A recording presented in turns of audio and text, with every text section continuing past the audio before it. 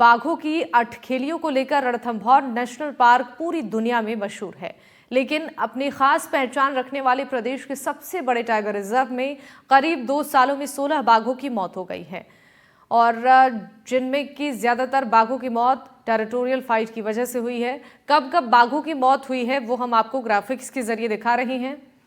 आपकी TV screen पर कुछ ग्राफिक्स के जरिए हम आंकड़े पेश करने वाले हैं, जहां पर आपको ये जानकारी देंगे कि कब कब बाघों की मौत हुई है। 16 बाघों की मौत हुई है।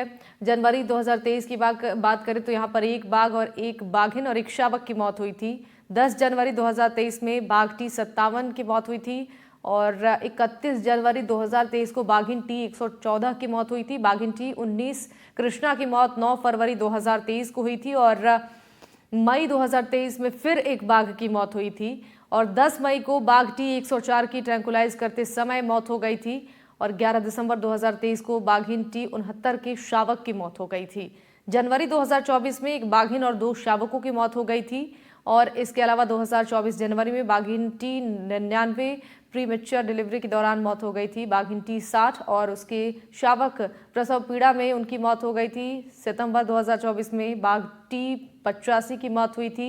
नवंबर 2024 में बाघ मानव संघर्ष में एक बाघ की मौत हो गई थी। टी 2309 की मौत हुई दिसंबर 2024 में। तो ये कुछ आंकड़े जो हम आपको दिखा रहे थे। अब तक कितने बाघों की कब कब मौत हो चुकी है उसके ये आंकड़े हैं।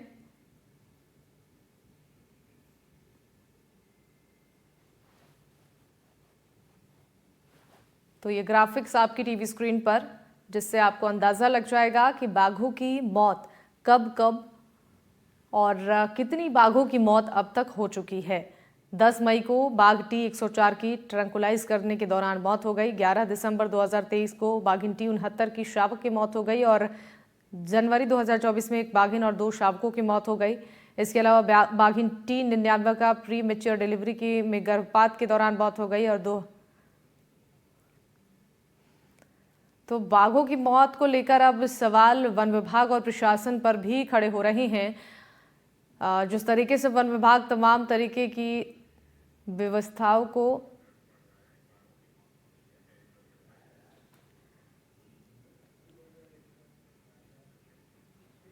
तो ये आंकड़े जो हम आपको दिखा रहे हैं उसके जरिए आप देख पा रहे होंगे और अब वन विभाग पर भी सवाल खड़े हो रहे हैं कि आखिर व्यवस्थाओं को दुरुस्त क्यों नहीं किया जा रहा है। वन्य जीव प्रेमियों में भी इसको लेकर काफी आक्रोश है और वन विभाग की टीम इसको लेकर कोई जवाबदेही नहीं दे रही है और प्रशासन पर भी अब सवाल खड़े हो रहे हैं। बाघों की सुरक्षा के लिए जिस तरीके से व्यवस्थाओं को वन विभाग को दुरुस्त करने की जिम्मेदारी सौंपी गई है, उस जिम्मेदारी को वन विभाग की टीमें नहीं निभा रही हैं, जिसकी वजह से वन्य जीव प्रेमियों में काफी आक्रोश है। और ये जो आंकड़े हैं उन्हें देखकर आपको भी अंदाजा लग रहा होगा कि अब तक कितनी बाघों की मौत हो चुकी है।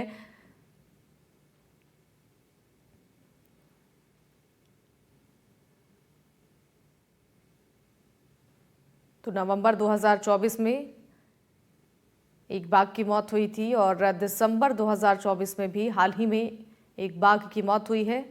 16 बाघों की मौत 2023 से 2024 के बीच हो चुकी है और इससे अब वन विभाग पर भी सवाल खड़े हो रहे हैं।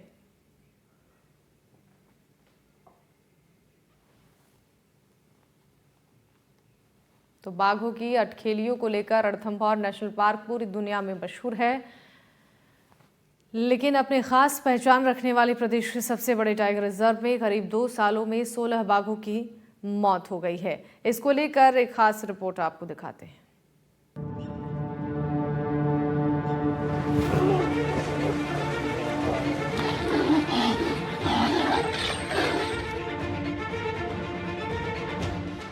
कहने को तो प्रदेश के सबसे बड़े रणथंभौर नेशनल पार्क में लगातार बाघों की संख्या में इजाफा हो रहा है, लेकिन वहीं दूसरी तरफ लगातार बाघों की मौत को लेकर भी रणथंभौर सुर्खियों में बना हुआ है। 2 सालों में रणथंभौर में 16 बाघ बाघिन और शावकों की मौत हो चुकी है, जो बेहद दुखद है। आपको बता दें कि पिछले 1 साल में 16 बाघ शावकों ने जन्म लिया है। लेकिन जिस तरह से रणथंभौर में शावकों का जन्म हो रहा है और बाघों की संख्या में इजाफा हो रहा है, उसी तरह रणथंभौर में लगातार आपसी संघर्ष की वजह से बाघों की मौत भी हो रही है, जो वन प्रशासन पर कई तरह के सवाल खड़े कर रही है। रणथंभौर में वर्तमान में 26 बाघ, 25 बाघिन और 16 शावक हैं। रणथंभौर के फील्ड डायरेक्टर अनूप KR के मुताबिक रणथंभौर में क्षेत्रफल के मुताबिक जितने बाघ, बाघिन और शावकों की संख्या होनी चाहिए, उस हिसाब से वहाँ पे बाघों की संख्या पर्याप्त है।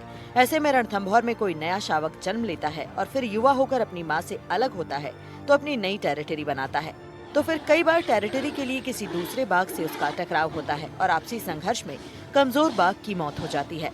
रणथंभौर में टेरिटोरियल फाइट के अलावा मादा को लेकर कई बार बाघों में टकराव हो जाता है और आपसी संघर्ष में किसी एक बाघ की मौत हो जाती है।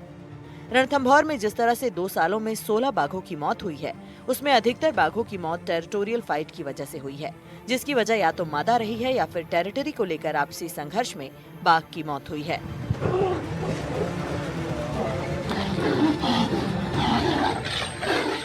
जब रणथंभौर में टाइगर की मौत की बात करते हैं, उसके साथ टाइगर जितना जन्म लिया उसका भी बात करना चाहिए, क्योंकि एक प्रक्रिया है प्रकृति में। अब पिछले 1 साल में 16 बाघ जन्म लिए हैं रणथंभौर में, और मौत हुआ जो जिस टाइगर से वो अलग अलग उम्र के होते हैं।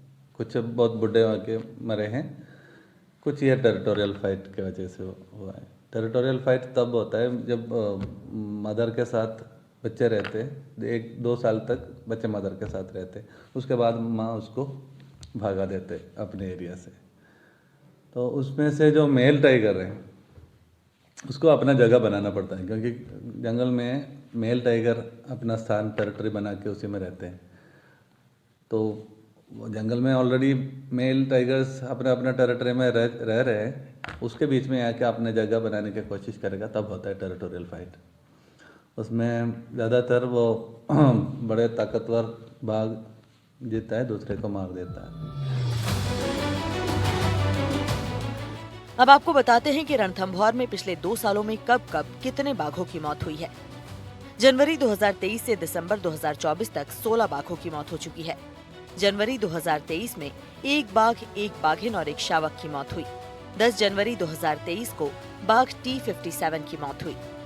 31 जनवरी 2023 को बाघिन T114 और शावक की मौत हुई। 9 फरवरी 2023 को बाघिन T19 कृष्णा की मौत हुई। मई 2023 में फिर 1 बाघ की मौत हुई। 10 मई को बाघ T104 को ट्रैंकुलाइज करते समय उसकी मौत हो गई। सितंबर में बाघिन T79 के 2 शावकों की मौत हुई। 11 दिसंबर 2023 को बाघिन T69 के शावकों की मौत हो गई। जनवरी 2024 में 1 बाघिन और 2 शावकों की मौत हुई। जनवरी 2024 में ही बाघिन T99 की प्री मैच्योर डिलीवरी में गर्भपात हो गया। फिर बाघिन T60 और उसके शावकों की प्रसव पीड़ा के दौरान मौत हुई। सितंबर 2024 में बाघ T85 और बाघ T2312 की मौत हुई। नवंबर 2024 में बाघ मानव संघर्ष में बाघ T86 की मौत हुई। दिसंबर 2024 में बाघ T2309 की मौत हो गई। बाघों की अटखेलियों को लेकर विश्व पटल पर खास पहचान रखने वाले रणथंभौर नेशनल पार्क में विगत 2 वर्षों में 16 बाघ, बाघिन और शावकों की मौत हो चुकी है, जो बेहद दुखद खबर है। रणथंभौर में लगातार जिन 16 बाघ, बाघिन और शावकों की मौत हुई है, उनमें से अधिकतर बाघों की मौत आपसी टेरिटोरियल फाइट के चलते हुई है। वन्य जीव विशेषज्ञों का कहना है कि रणथंभौर में नर और मादा बाघों का रेशो जो है वो तकरीबन बराबर है, और वन्य जीव विशेषज्ञों का यह भी कहना है कि एक नर के ऊपर 2 से 3 मादा की जरूरत होती है, जो रणथंभौर में कम है। रणथंभौर में लगातार मादा का जो रेशो है वो कम है और नर का रेशो बढ़ता जा रहा है, जिसकी वजह से मादा की तलाश में जब नर किसी दूसरे बाघ की टेरिटरी में पहुंचता है तो आपसी टकराव होता है, और जिसकी वजह से कई मर्तबा बाघ की मौत भी हो जाती है। एज एन एवरेज अगर हेल्दी पॉपुलेशन किसी इलाके में टाइगर्स की चाहिए तो उसमें 1 मेल और 3 फीमेल्स का रेशियो होना चाहिए, तब तो एक हेल्दी पॉपुलेशन आगे डेवलप हो सकती है। लेकिन चूंकि कब्स ज़्यादा मेल्स हुए हैं तो मेल्स ज़्यादा बढ़ गए, फीमेल्स कम रह गई, तो 50-50% जो है वो नंबर्स हैं इसके मेल और फीमेल के रेशियो में। वाइल्ड लाइफ क्या कहता है कि एक मेल पे कितनी फीमेल चाहिए होती है? 1 के ऊपर लगभग 3 एक हेल्दी पॉपुलेशन के लिए। रणथंभौर में टेरिटोरियल फाइट को लेकर लगातार हो रही बाघों की मौत को लेकर वन्य जीव विशेषज्ञ यादवेंद्र सिंह का कहना है कि बाघों के बीच टेरिटोरियल फाइट अपनी टेरिटरी को लेकर होती है। इनका कहना है कि रणथंभौर में एक विशेष इलाके में बाघों की जरूरत की हर चीज उपलब्ध है, चाहे ग्रासलैंड हो, बाघों के भोजन के लिए दूसरे एनिमल हो या फिर पानी। कोई भी नया बाघ जब अपनी टेरिटरी बनाता है तो उसे जीवन यापन के लिए इन सब चीजों की जरूरत पड़ती है और उसी को देखकर युवा बाघ अपनी टेरिटरी बनाने की कोशिश करता है। ऐसे में उस इलाके में पहले से मौजूद दूसरे बाघ से उसकी फाइट होती है। रणथंभौर में वर्तमान में नर बाघ और मादा बाघिन के अनुपात में भी काफी अंतर है। एक नर बाघ को 2 से 3 मादा की जरूरत रहती है, लेकिन रणथंभौर में 26 नर पर महज 25 मादा हैं। ऐसे में मादा की वजह से भी नर बाघों के बीच आपसी संघर्ष होता है।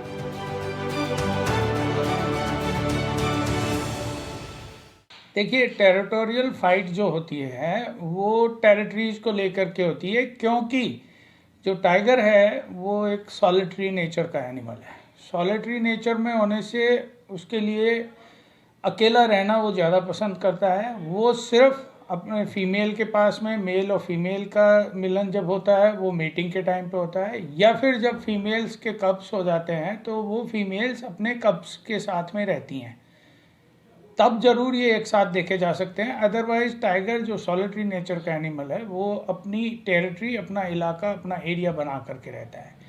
ये टेरिटरी की जो साइज़ है या एरिया जो है वो डिपेंड करता है उस एरिया में मौजूदा खान पान और पानी और हैबिटाट की अवेलेबिलिटी पे। So food, water and shelter, ये 3 चीज़ की जो पर्याप्त मात्रा में, प्रचुर मात्रा में उपलब्धता रहती है, लगभग उन्हीं इलाकों को टाइगर अपनी टेरिटरीज बनाता है। अब क्या है, वर्तमान का सिनेरियो ये है कि रणथंभौर में जो टाइगर पॉपुलेशन है वो हालांकि एक्सेस तो नहीं है, लेकिन हाँ, अगर हम मेल और फीमेल का रेशियो देखें तो ये थोड़ा सा गड़बड़ा गया है। रणथंभौर में टेरिटरी और मादा को लेकर बाघों का आपसी टकराव और बाघों की मौत दुखद है। अगर बाघों का आपसी संघर्ष रोकना है तो राज्य सरकार और वन विभाग को कड़े कदम उठाने होंगे। सरकार और वन विभाग को रणथंभौर में नया ग्रासलैंड विकसित करना होगा। नया ग्रासलैंड विकसित हो जाएगा तो दूसरे वाइल्ड लाइफ एनिमल नए ग्रासलैंड की तरफ जाएंगे, और जब दूसरे एनिमल उधर जाएंगे तो स्वाभाविक है कि बाघ भी उनके पीछे जाएंगे। तो बाघों के लिए एरिया बढ़ेगा और आपसी टकराव भी कम होगा। साथ ही बाघों को पर्याप्त टेरिटरी भी मिल पाएगी। इसके साथ ही सरकार को रणथंभौर से कुछ नर बाघों को दूसरी जगह शिफ्ट करने की योजना बनानी चाहिए, वो भी उन बाघों को जो अपनी नई टेरिटरी की तलाश कर रहे हैं। ऐसे बाघों को चिन्हित कर उन्हें शिफ्ट किया जा सकता है। इससे टेरिटरी को लेकर बाघों के बीच संघर्ष कम होगा और बाघों की अकाल मौत नहीं होगी। साथ ही रणथंभौर में नर और मादा के अनुपात को ठीक करने के लिए देश के दूसरे टाइगर रिजर्व से मादा बाघिनों को रणथंभौर लाकर शिफ्ट किया जा सकता है। सर, जैसे टेरिटोरियल फाइट लगातार रणथंभौर में देखने को मिल रही है, बाघों की मौत भी हो रही है, तो इसको रोकने के लिए क्या कदम है जो सरकार द्वारा और वन विभाग द्वारा उठाए जा सकते हैं? देखिए, टेरिटोरियल फाइट, इसको रोकने के लिए इसमें हो सकता है मेरी बातों से कोई एग्री नहीं हो, लेकिन सबसे बढ़िया जो बात है कि रणथंभौर में काफ़ी सारे इलाके ऐसे हैं जो कि अभी भी उन इलाकों में टाइगर्स का विचरण नहीं हो पाता है। उसके पीछे रीज़न है, उसके पीछे ये है कि वहाँ या तो ग्रासलैंड्स कम है जिसमें टाइगर को कवर नहीं मिल पाता, क्योंकि सॉलिटरी एनिमल है। टाइगर ज़्यादा दूरी तक, ज़्यादा देर तक दौड़ नहीं सकता, वो स्प्रिंटर है ना कि रनर है। दूसरा, उस इलाके में जब घास के मैदान नहीं है या कोई खाना नहीं है तो हर्बीवर जो एनिमल्स हैं, डियर है, एंटेलोप्स वगैरह हैं, ये भी बहुत कम तादाद में पाए जाएंगे।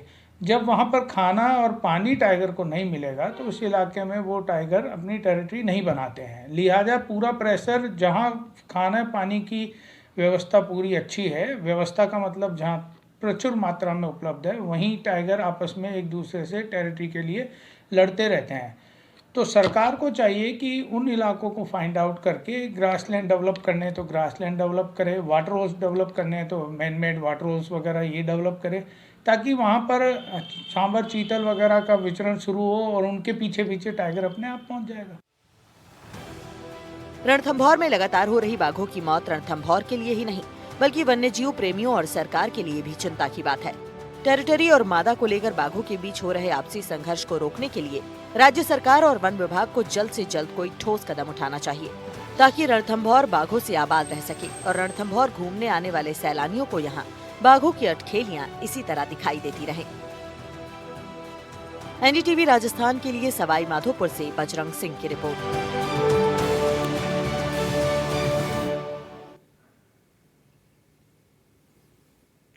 तो देखा आपने किस तरीके से टाइगर्स की मौत लगातार हो रही है। इससे प्रशासन के सामने एक बड़ी चुनौती और सरकार पर भी एक बड़ी जिम्मेदारी इसको लेकर वन विभाग की टीम पर भी सवाल खड़े हो रही हैं, चूंकि 2023 से 2024 के बीच अब तक 16 बाघों की मौत हो चुकी है और इस वजह से वन्य जीव प्रेमियों में काफी नाराजगी देखने को मिल रही है। हालांकि वन विभाग की तरफ से कई दावे और वादे किए जा रहे हैं बाघों की सुरक्षा को लेकर, लेकिन जमीनी स्तर पर ऐसा कोई काम नहीं हो रहा है जिससे बाघों की सुरक्षा हो पाए। और इस रिपोर्ट में हमने आपको ये भी दिखाया कि किस तरीके से टाइगर्स को परेशानी हो रही है और यहाँ बाहर भी पर्यटकों को काफ़ी परेशानियां होती हैं। जब सरिस्का या फिर किसी अन्य जगह पर भी लोग घूमने के लिए जाते हैं तो वहाँ टाइगर को देखने के लिए लोग काफ़ी एक्साइटेड होते हैं, लेकिन बावजूद इसके बढ़ती हुई संख्या जो मौतों की है उससे अब परेशानियां वन्य जीव प्रेमियों की और वन विभाग की बढ़ती हुई नजर आ रही है। चलिए इसी रिपोर्ट के साथ इस बुलेटिन में फिलहाल के लिए बस इतना ही। तमाम खबरों के लिए आप देखते रहिए एनडीटीवी राजस्थान। नमस्कार।